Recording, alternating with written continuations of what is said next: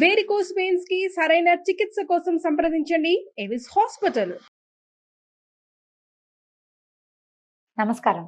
మాఘ పురాణం 7వ రోజు పారాయణలోకి వచ్చాం. ఈరోజు మాఘశుద్ధ సప్తమి. ఈరోజు మాఘశుద్ధ సప్తమి రథసప్తమిగా చాలా అద్భుతమైన పర్వదినంగా జరుపుకుంటాం. రథసప్తమి రోజున మామూలుగా ఈ మాఘమాసంలో ఎలా ఉదయకాలం పొద్దున్నే లేవాలో సప్తమి రోజున కూడా ఉదయమే లేచి ఆవు పాలతోటి పాయసం వండి సూర్యుడికి నివేదన చేయమని చెప్పబడింది. అయితే ఈ రోజున చేసే స్నానం మామూలు రోజుల్లో కంటే భిన్నంగా జిల్లేడాకులు కానీ చిక్కుడాకులు కానీ కనీసం రేగాకులు కానీ రేగు పళ్ళు కానీ ఏవైనా తల మీద పెట్టుకుని వాటితోటి స్నానం చేయాలని చెప్తారు. నెత్తి మీద పెట్టుకుని చేయటం 7 ఆకులు అని చెప్తారు. అవకాశాన్ని బట్టి ఎన్నో కొన్ని ఆకులు లేదా నీళ్ళల్లో వేసి పిల్లలకి నెత్తి మీద ఆ నీళ్లు పోయటం కానీ, అంటే ఇప్పుడు మనకి ప్రకృతితోటి మమేకమయ్యే పద్ధతులే మన పండగల్లో కనపడతాయి. ఇలాంటి కాలంలో అంటే ఈ కాలం ఇప్పుడు వచ్చిన శిశిర ఋతువు వస్తుంది కదా, ఈ ఋతువులో ఇలా ప్రత్యేకంగా ఈ ఆకులతోటి నానటం వల్ల నీళ్లు ఆ నీరు మన శరీరం మీద పడడం వల్ల ఆరోగ్యం చేకూరుతుందని ప్రత్యేకంగా ఈ ఒక రోజైనా చేయమని చెప్తారు. ఇట్లాంటి ప్రత్యేక స్నాన దివసాలకి కొన్ని చెప్పబడతాయి కదా, ఇది కూడా అలాంటిది అనమాట. ఈ సప్తమి రోజున జిల్లేడాకులు రేగాకులు మీ అవకాశాన్ని బట్టి చిక్కుడాకులతోటి స్నానం చేయటం అభ్యంగనాలు కాదండి, తల స్నానం అనే చెప్పబడుతుంది.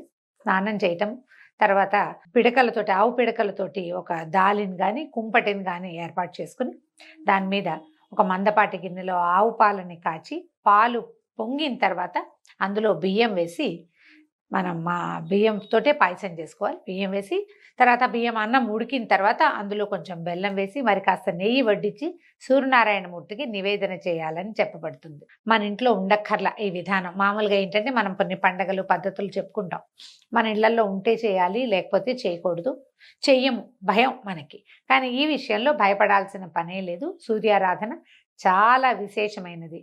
కొద్దిగా ఇంత పాయసం 3 గుప్పెళ్ళు అంటే 3 గుప్పెళ్ళు ఎంత వస్తుంది, ఒక చిన్న గ్లాసు బియ్యం వస్తాయి అంతే. దాంతో పాయసం చేసి సూర్య భగవానుడికి మనకు ప్రత్యక్షంగా నారాయణమూర్తి కనపడుతుంటే మరీ మంచిది. ఎండ పడే చోట కూర్చుని ఈ పూజా విధానం చేసుకుంటే చాలా విశేషంగా మంచిది. లేదా మనకు అవకాశం లేదు, మన బాల్కనీస్లోకి ఎండ రాదు, ఇంట్లో అయినా సరే భగవత్ సాన్నిధ్యంలో మనం ఎక్కడ పూజ పెట్టుకుంటామో, ఎక్కడ దిగుడు ఉందో మనకి అక్కడ కొద్దిగా చిన్న ముగ్గేసి ఈ పాయసాన్ని పెట్టుకుని అందులో స్వామికి నివేదన చేసుకోవడం. సూర్యారాధన అంటే సూర్యమండలాష్టకాలు ఉన్నాయి, చాలా మంచి మంచి స్తోత్రాలు.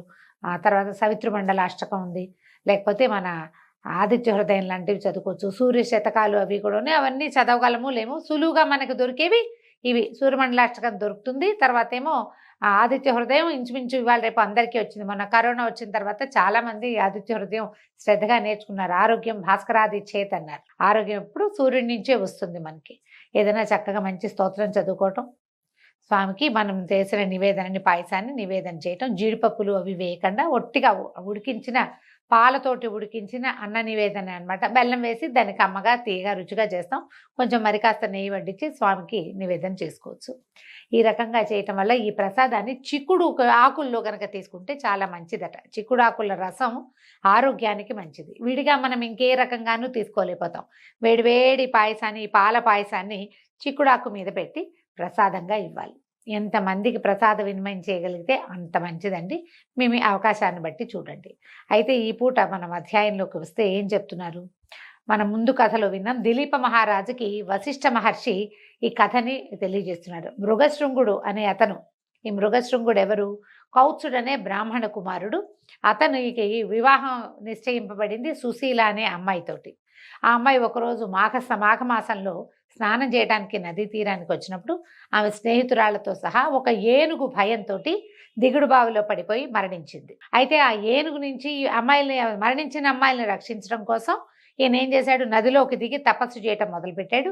మృగశృంగుడు తపస్సు చేస్తున్న దగ్గరికి ఏనుగు వచ్చేసరికల్లా మాఘ మాసంలో అది నదీ స్నానంలోకి ఎలాగా చేయటం అంటే నదిలోకి దిగటం వల్ల, తర్వాత మృగశృంగుడు తన చేతితోటి వదిలిపెట్టినటువంటి నీటి వల్ల, అతని స్పర్శ వల్ల ఏనుగుకి శాప విమోచనమై ఒక గంధర్వ దేవతగా మారిపోయి వెళ్ళిపోయింది పైకి. వెళ్ళిపోయిన తర్వాత ఏం చేస్తున్నాడో చూద్దాం. ఏనుగుకి శాప విమోచనమైన తర్వాత మరలా మృగశృంగుడు కావేరీ నదిలో దిగి లోపలికి వెళ్ళి అర్థాంతరంగా మృతి చెందిన ఆ 3 కన్యకామణుల గురించి ఘోరమైన తపస్సు చేయటం మొదలుపెట్టాడు. ఇతనికి తపస్సు ప్రాక్టీస్ ఉంది. ఇంతకు ముందు కూడా చాలా కాలం తపస్సు చేసి శ్రీమన్నారాయణుడిని ప్రత్యక్షం చేసుకున్నాడు ఇతను. ఇప్పుడు యమధర్మరాజు కోసం తపస్సు చేయటం మొదలుపెట్టాడట.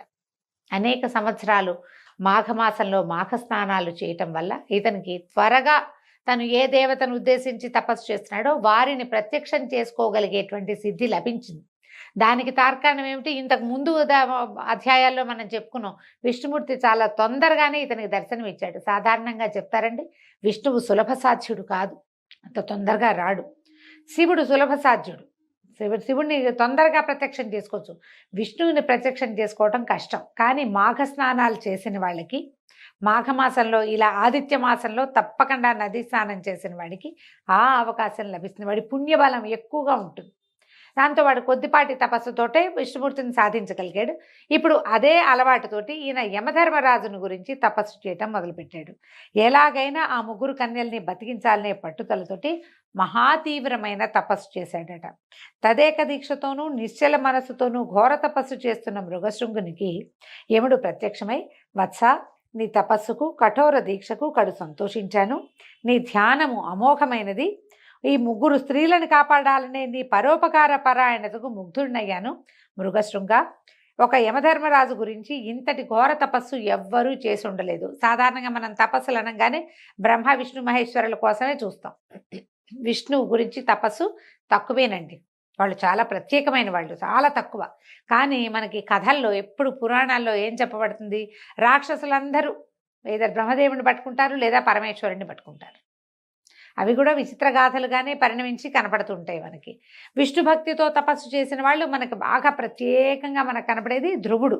ఓం నమో భగవతే వాసుదేవాయ మంత్రంతో భగవంతుడిని సాక్షాత్కారం చేసుకున్నాడు. చిన్న వయసులోనే చేశాడు కాబట్టి అతని భక్తికి, అతని తాలూకు తదేక దీక్షకి భగవంతుడు మెచ్చి ప్రత్యక్షమయ్యాడు. ప్రహ్లాదుడు కనిపిస్తాడు, గజేంద్రుడు కనిపిస్తాడు. గజేంద్రుడు కూడా విష్ణుమూర్తిని రావయ్యా అని పిలవల, ఎవరో ఒకళ్ళు వచ్చి నన్ను రక్షించండి నాయనా, ఎవడి వల్ల ఈ ప్రపంచం నడుస్తుందో వాడిని రమ్మని అడిగాడు. పద్యాలు మహా బాగుంటాయండి గజేంద్ర మోక్షంలోవి. ఎవరి వల్ల ప్రపంచం నడుస్తోందో వాడెవడో నాకు తెలీదు, నువ్వు ఎక్కడుంటావో నాకు తెలియదు. ఈ లోకాలు, ఈ లోకేశులు వీళ్ళంతా అయిపోయిన తర్వాత చిట్ట చివరి లోకంలో ఎవరుంటారో, ఎవడు నా కథ నడుపుతున్నాడో అతడు వచ్చి నన్ను రక్షించాలి అంటే అతన్ని నేనే అని నారాయణుడు ప్రత్యక్షమయ్యాడు. ఈ తపస్సు చేసే జనాలంతా మామూలుగా ఏం చేస్తారు? ఈయన వదిలిపెడితే బ్రహ్మదేవుడు, శివుడు, అక్కడక్కడ కథల్లో వింటాం. వరుణుడి గురించి తపస్సు చేశారు. తర్వాత ఏమో మన చిత్రగుప్తుడి గురించి తపస్సు చేశాడు. రేర్గా ఒక్కొక్కళ్ళు చెప్పున. యమధర్మరాజుని గురించి తపస్సు చేసిన వాళ్ళు అసలు లేనే లేరు ఎక్కడాను. యమధర్మరాజు మీద పంతంతో ప్రవర్తించిన కథలు రెండు వింటాం మనం. ఒకటి సతీ సావిత్రి, ఆవిడ యమధర్మరాజు వెనకాల పడి సత్యవంతుడే, తన భర్త అయిన సత్యవంతుడిని వెనక్కి తెచ్చుకుంది. ఇది ఒక తార్కాణం. రెండోది నచికేతుడు, ఆ పిల్లవాడిని యముడికి దానం ఇచ్చానని తండ్రి చెప్పేసరికల్లా అతను పోయి యమధర్మరాజు దగ్గరే ఏమిటి కాలం, దాని గురించి మృత్యువు రహస్యం ఏమిటి, జన్మరాహిత్యం గురించి ప్రశ్నించి తెలుసుకున్నాడు. ఇంకెవ్వరూ ఈయన కోసం ప్రార్థించినట్టుగా మనకు కనపడదు. ఈయన ఆశ్చర్యపోయాడనమాట. అందుకని వచ్చి చెప్తున్నాడు, నీలాంటి వాళ్ళని నేను చూడలేదు, నాకు ఎంతో సంతోషం కలుగుతోంది, నీకేం వరం కావాలో కోరుకో, నీ కోరికను తప్పకుండా నెరవేరుస్తాను అని చెప్పాడట. చెప్తే ఈ యమధర్మరాజు పలుకులు విన్న మృగశృంగుడు కళ్ళు తెరిచి చూశాడు. ఎదురుకుండా యమధర్మరాజు పరమ శాంత స్వరూపంతో ప్రత్యక్షమయ్యాడు. మనం యమధర్మరాజు అనగానే ఒక భీషణమైన రూపం గుర్తొస్తుంది. మృత్యుదేవత కదా, మృత్యుదేవత ఆయన ఆధీనంలో ఉంటుంది కాబట్టి ఆయన ఎలాగో భీకరంగా ఉండాలని ఏమీ లేదు. ఈయన పరమ శాంత స్వరూపంతో ప్రత్యక్షమయ్యాడు. మృగశృంగుడు ఈయన ముగుళిత హస్తుడి నమస్కరించి, మహాల్భవ, ఎంతటి ఘోర తపస్సాలులకైనా లభించని మీ దర్శన భాగ్యం మాకు లభించింది. నేనెంతో అదృష్టవంతుణ్ణి. ఇదంతా నా పూర్వజన్మ సుకృతం తప్ప వేరే కాదు. మహామహులకు సైతము లభ్యం కాని మీ దర్శన భాగ్యం సామాన్యుడనైన నాకు లభించడంతో నేను మిక్కిలి సంతుష్టాంతరంగుడినైతిని. ఇది చూడండి, యమధర్మరాజుని నేకడైతో చూసేవాళ్ళు ఎవరు ఉండరు. మరణానంతరమే ప్రతి వాళ్ళని చూస్తాం.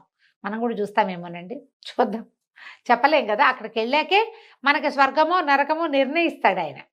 మనం అక్కడికే వెళ్ళాలి. ఒకవేళ మనం పుణ్యం చేసుకున్నా ఓసారి ఆయన మొహం చూసాకే వెళ్తాం కాబోలు. కథల్లో అట్లాగే కనపడుతుంది. మరి మామూలు మానవులు ఎవరికి అవకాశం లేని నీ దర్శన భాగ్యం నాకు లభించింది.